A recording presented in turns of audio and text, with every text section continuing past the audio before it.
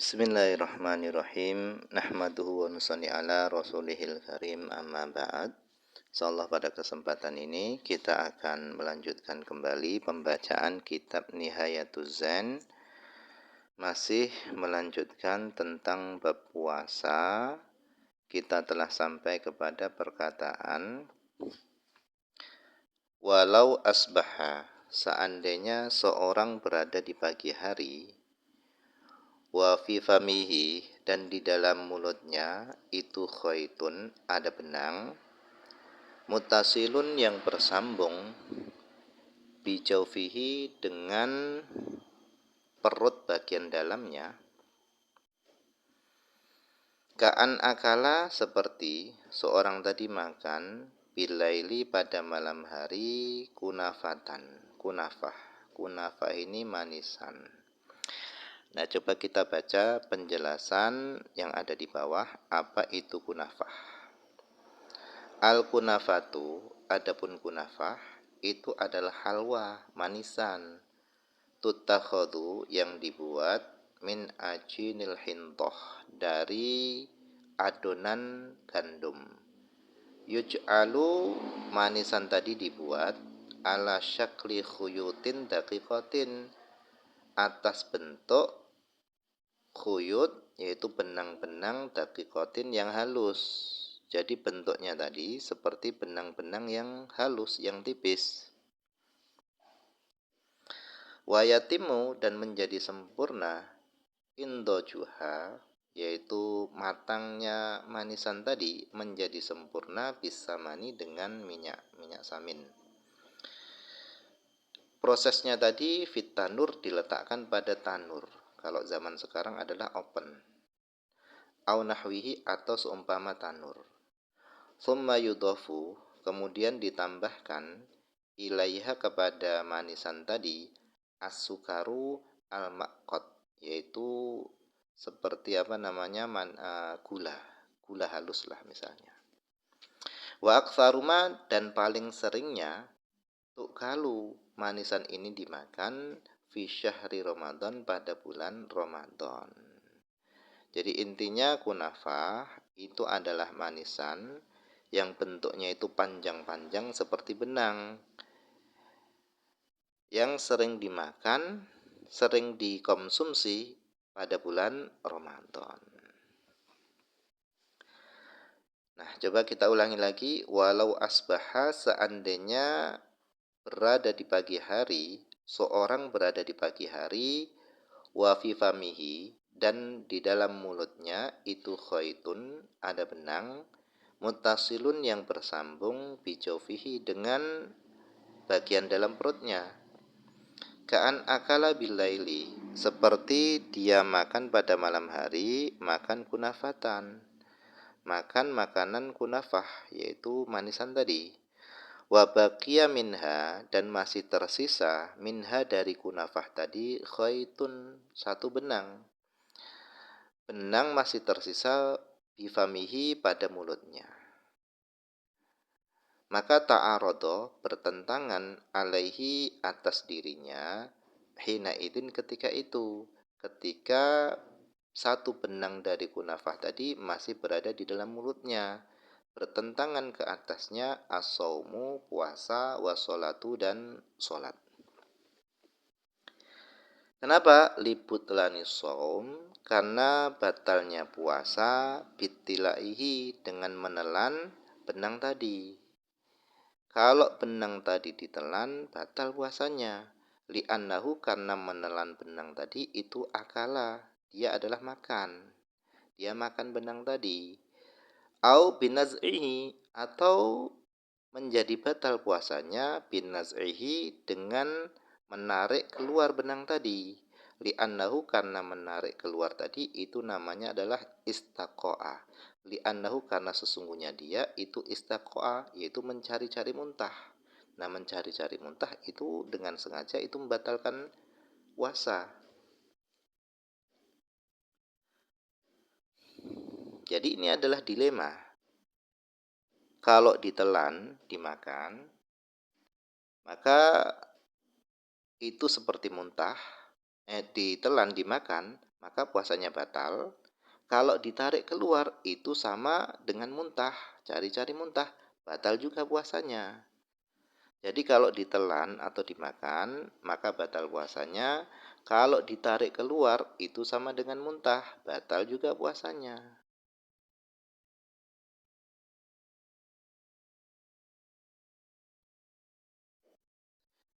Wali butlani sholah, dan karena batalnya sholatnya. Batal tadi bibakoihi dengan membiarkan benang tadi. Jadi kalau benangnya tadi dibiarkan, sholatnya menjadi batal. Kenapa? Litisolihi, karena bersambungnya benang tadi binajasatil batin dengan najis yang ada dalam perutnya. Jadi kalau dia sholat, maka sholatnya batal. Kenapa? Karena benang tadi bersambung dengan najis yang ada dalam perutnya. Jadi sisa makan kunafah ini repot. Kalau dihilangkan puasanya menjadi batal, tetapi kalau dibiarkan sholatnya menjadi batal. Nah, bagaimana solusinya? Nah, kata beliau, fatoriku kholasihi, adapun cara terlepasnya orang tadi dari masalah ini, caranya adalah ayan za'ahu, menarik benang tadi, minhu dari orang yang makan kunafah tadi, wairuhu selainnya. Orang lain narik benang tadi. Wahwa, sedangkan orang tadi yang makan sisa kunafah tadi itu ghafilun, itu sedang lalai, sedang lelah. Jadi caranya adalah nunggu kelengahan orang tadi. Kalau orang tadi sedang lengah, maka hendaknya orang lain mencabut benang tadi. Misalnya dia sedang tidur, kemudian orang lain mencabut benang tadi. Itu solusinya. Tetapi nggak boleh di sini janjian, nggak boleh. Karena kalau janjian sama dengan mencari-cari muntah, mengeluarkan sesuatu yang dalam perut dengan sengaja, batal puasanya.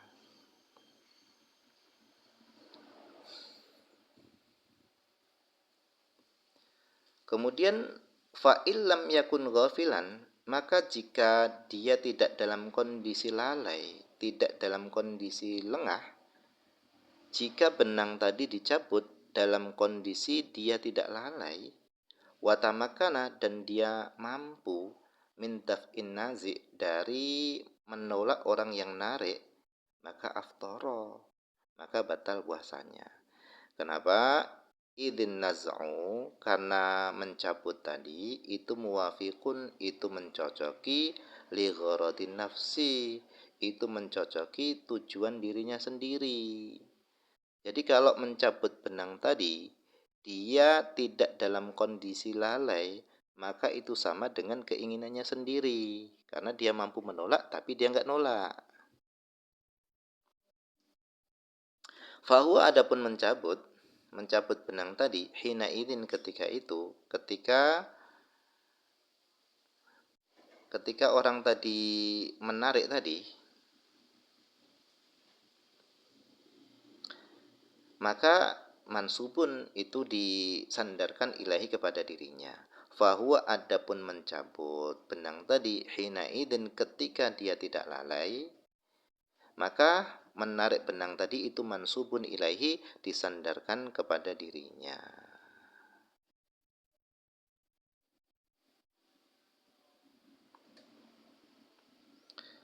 Qala Az-Zarkashiyu, telah berkata Imam Az-Zarkashi. Kata beliau, waqad la yattali'u alaihi arifun, dan terkadang la yattali'u, tidak mengetahui, alaihi, atas solusinya tadi, arifun, orang yang arif, bihadat tariq, dengan cara ini, wa yuridul khulasa, dan dia ingin menyelesaikan masalah ini. Jadi kata Imam Zarkasi, terkadang orang yang tahu pun, orang arif pun, itu nggak tahu cara penyelesaiannya, padahal dia ingin menyelesaikan. Jadi nggak semua orang yang tahu itu bisa menyelesaikan masalah semacam ini, kata Imam Az-Zarkashi. Fatorikuhu adapun solusinya adalah ayat burahu memaksa orang tadi al-hakimu seorang hakim memaksa orang tadi ala naz'ihi atas mencabut benang tadi wala yuftir dan tidak batal puasanya. Kenapa? Li'annahu kal mukroh karena sesungguhnya dia itu kal mukroh seperti orang yang dipaksa. Jadi solusinya adalah hakim memaksa orang yang makan kunafah tadi supaya dia mencabut benangnya dan puasanya nggak batal. Kenapa? Karena dia dihukumi seperti orang yang dipaksa. Karena hakim boleh memaksa.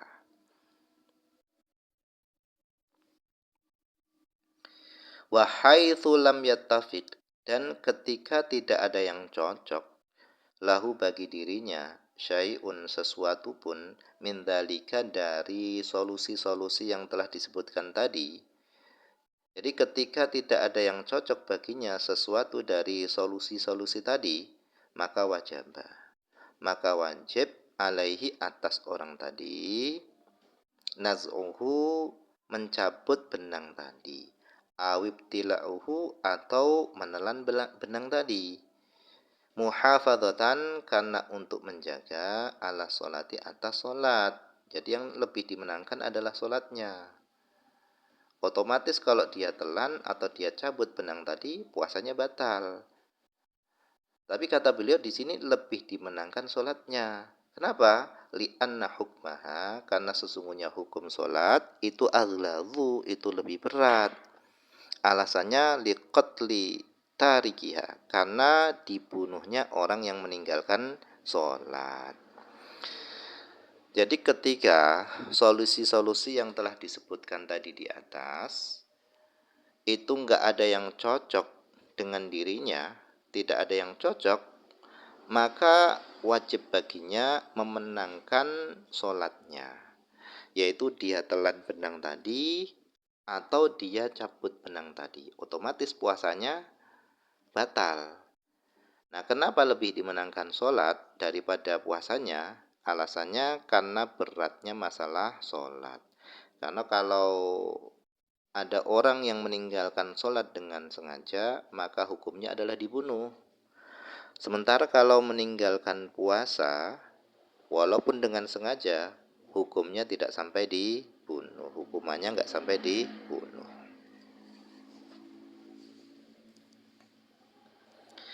Wa qala ba'duhum dan telah berkata sebagian para ulama, yata'ayyanu menjadi wajib alaihi atas orang tadi ba'luhu menelan benang tadi. Jadi kalau kondisinya seperti itu, kata sebagian ulama, wajib ke atasnya menelan benang tadi fi hadhil halati dalam kondisi semacam ini.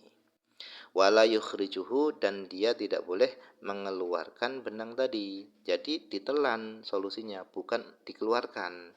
Kenapa? Li'annahu karena mengeluarkan benang itu yunajjisu famahu bisa menajiskan mulutnya. Nah, jadi mungkin ini saja dulu yang bisa dibaca pada kesempatan ini, semoga ada manfaatnya.